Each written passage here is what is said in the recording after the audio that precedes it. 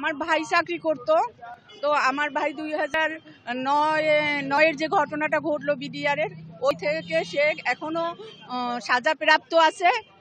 সাজা তার যতটা সময় ছিল যে সাজা দেয়া হয়েছে, সাজা টাইম ওভার হয়ে গেছে, এখনো সে বের হইতে পারে নাই। আমি চাই যে আমার ভাই এবং ভাইয়েরা যারা আছে তাদের সাজা সাজা শেষ হয়ে গেছে, তাদের মুক্তি দেয়া হোক। আমরা জেলখানা থেকে বের হওয়ার পরে অনেক জায়গায় চাকরির জন্য যখন আমরা দাঁড়ে দাঁড়ে ঘুরছি, যখনই শুনছে যে বিডিআর বিদ্রোহের নামে তোকমা আমাদের লাগানো আছে, তারপর থেকে আমাদের কোনো জায়গাতে আমাদের চাকরির কোনো সুযোগ সুবিধা করতে পারি না। যখনই কোথাও যাই বলে বিডিআর বিদ্রোহ, এদেরকে চাকরিতে জয়েন করা সম্ভব না। এইভাবে করে অসহায় অবস্থায় অনেক দুর্বিষহভাবে জীবনযাপন করতেছিলাম, এখনও করতেছি। কোনো উপায়ন্ত না পেয়ে সরকারের কাছে আমরা দাবি করতেছি যাতে করে আমরা যারা নির্দোষী ব্যক্তি, যারা আমাদের সাথে আমাদের বিচার আমাদের তদন্ত সাপেক্ষে আমাদের কোনো চাকরিতে পুনর্বহাল করা হয়, যাতে করে আমাদের ভবিষ্যতে দাঁড় করানো যায়। আমাদের ছেলেপেলে কোথাও জয়েন করতে পারে না, কোথাও চাকরিতে ভালো লেখাপড়া করার সুযোগ পায় না। যখনই কোনো ভালো কোনো জায়গায় চাকরি পড়াশোনার জন্য সুযোগ করার জন্য চেষ্টা করি, যখনই শুনি যে আমরা বিডিআর বিদ্রোহ নামে আমরা পরিচিত কলঙ্কিত, তখন তাদেরকে সেখানে কোনো জায়গায় অ্যাডমিশন করাতে পারি না।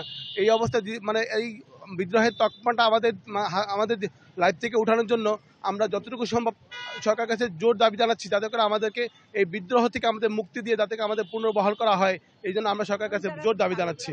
2009 সালে যে বিডিআর বিদ্রোহ নামে যে একটা হত্যাযজ্ঞ হয়েছিল, তখন আমরা যারা ঢাকার বাইরে ছিলাম, আমাদেরকে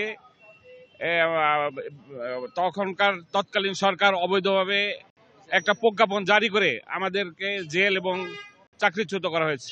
আমরা সেই বিচারকে বাদ দিয়ে আমাদের পূর্ণ বহালের জন্য দাবি জানাচ্ছি। এবং বর্তমান যে একটি সরকার বর্তমান যে প্রজ্ঞাপন জারি করছে, সেই প্রজ্ঞাপনের ধারা বাতিলের জন্য আমরা দাবি জানাচ্ছি।